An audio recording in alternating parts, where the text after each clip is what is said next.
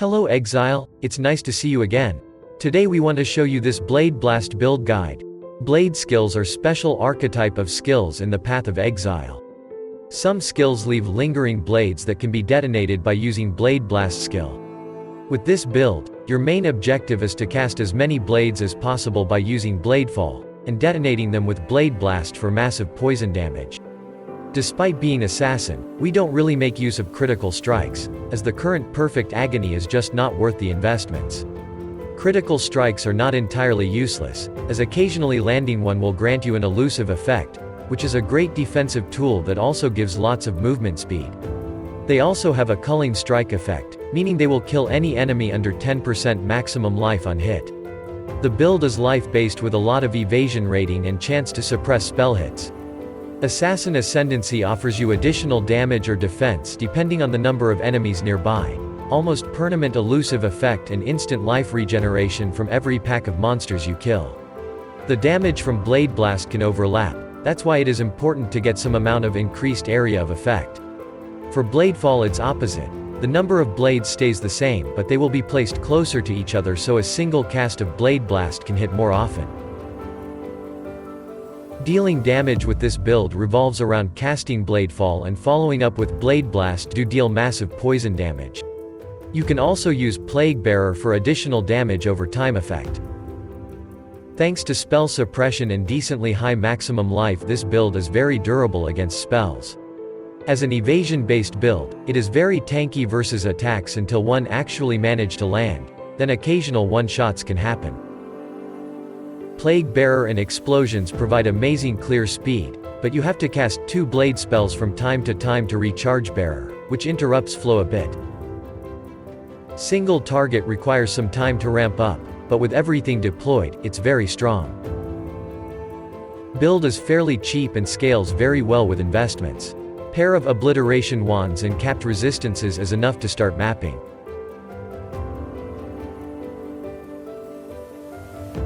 This build uses only few unique items, and all of them are pretty cheap. You really want to use Obliteration Wands as they provide amazing damage boost and unconditional explosions to annihilate packs of monsters. For body armor you are free to use whichever option suits you best, in which uniques are cheaper and work well enough. Newly buffed Obliteration Wands grants a lot of extra chaos damage and very satisfying explosions. Those explosions deal chaos damage, so they can poison as well, making explosive chain reactions.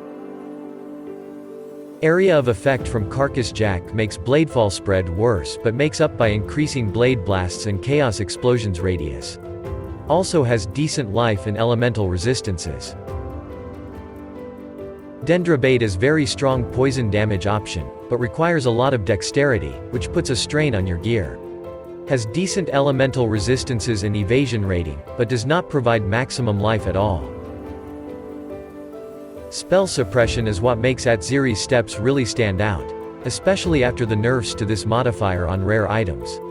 But except for that, they are pretty mediocre.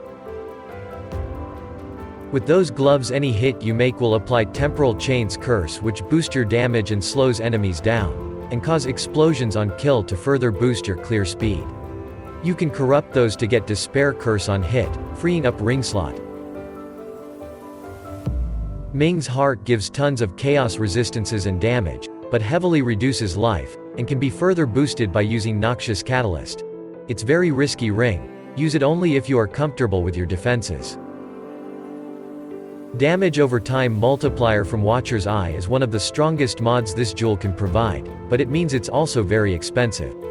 You can get some interesting modifiers for your Grace Aura instead. Rare items make up most of this build power. They can give lots of damage, but most importantly a lot of life and evasion rating. With higher investments, you can fit it more and more damage modifiers, but for start, you don't really need any excessive amounts of them. High life regeneration on every available piece is also important, because leech in this build is very limited. For your rare helmet, you want decent maximum life, spell suppression, and elemental resistances, and it is good to have modifier that grants socketed gems to be supported by concentrated effect. This saves you an extra support gem slot that can be very useful. Later on, look for the optional affixes such as added damage to spells and lower chaos resistance of your opponents. Good rare wand will outperform obliteration damage-wise, but won't provide those satisfying explosions, and its cost can be quite big. Look for at least 3 solid damage modifiers. You can also swap 1 obliteration for rare shield. You will deal slightly less damage, but gain valuable defensive options like a higher chance to block or maximum resistance. Sadly, only energy shield-based items can get modifier for skill gem levels. Good rare armor will be better than uniques if you invest enough currency into it. Frenzy charges or additional curse on top of high maximum life will provide a massive boost to damage and survival. On rare boots you will need movement speed and life, the rest should be focused on elemental resistances. When looking for rare gloves, high roll on maximum life and elemental resistances are a priority. If you're satisfied with the defenses, look for a mod or 2 that will increase your poison damage. It's the same case as with gloves. You should aspire to gain as much defensive stats as your budget allows you for, mostly life and elemental resistances. There are only a handful of offensive mods, such as increased chaos damage. Amulet is very important damage-focused piece of gear.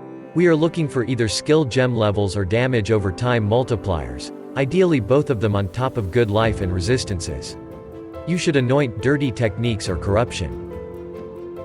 As a base for your rings, use Iolite ring for more chaos damage, 2 stone ring for more elemental resistance, or vermilion ring for more maximum life.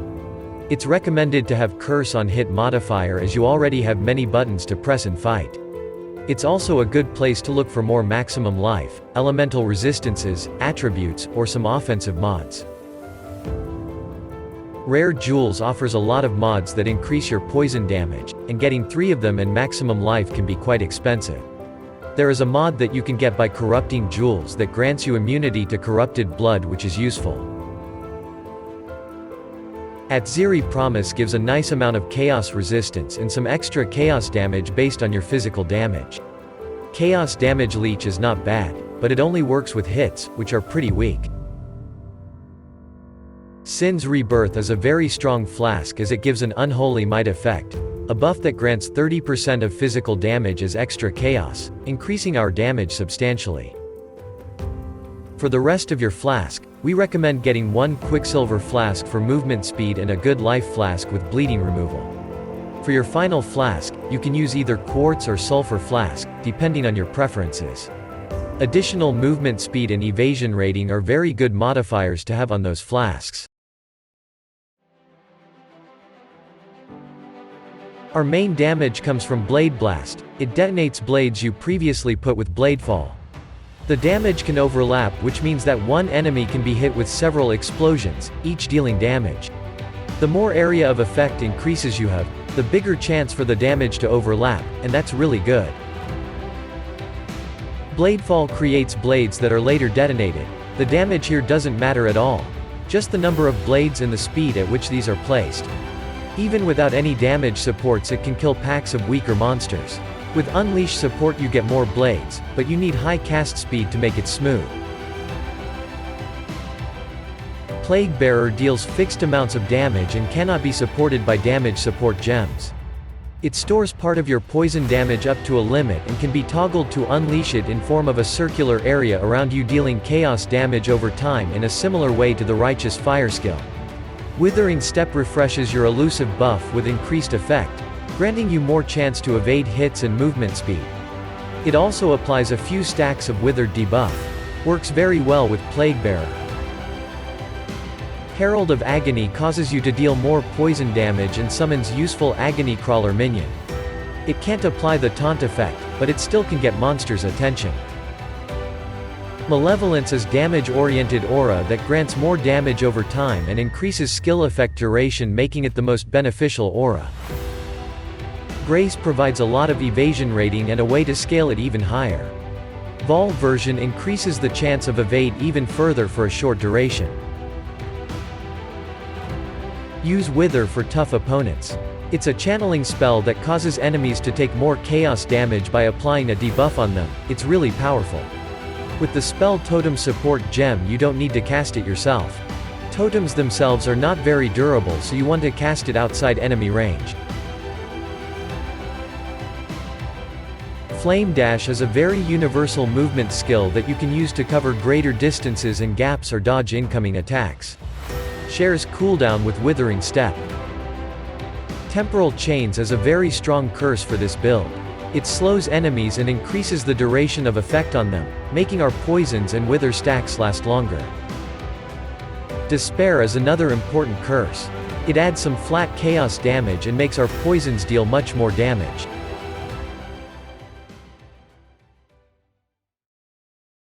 Deal with Bandits is a pretty easy choice for this build.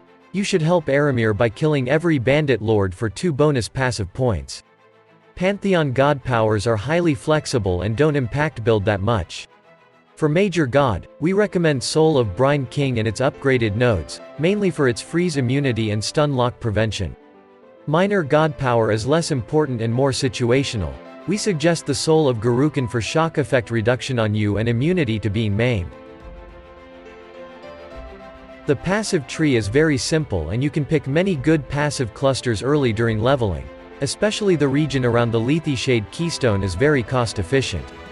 When traveling for damage nodes, you will have easy access to some great life nodes. We recommend picking up spell suppression nodes as soon as you get comfortable with your damage, as they make a massive difference in the early stages of the game. Picking up all poison chance nodes together with the first ascendancy node will allow you to drop the chance to poison support, as you will reach 100% to poison without it. Eldritch Battery is an amazing keystone as it allows us to reserve 100% mana and completely ignore mana regeneration problems, but requires some energy shield on your gear, so you might want to wait with picking up until you hit the maps. It is similar for the Lethe Shade. Until you get sources of ailment removals, it's best to not pick it up. Once you take all necessary nodes on the right part of the tree, you can move into the middle center for massive maximum life bonuses, and some mana reservations to fit in all our auras. Whispers of Doom grants additional curse, but you don't need to pick it up if you don't have sources of curses on hit yet. This sums up everything you should know about this build. You can experiment with different setups to your liking. The build is very flexible. Like, subscribe, and most importantly have a good day, and see you in the next one.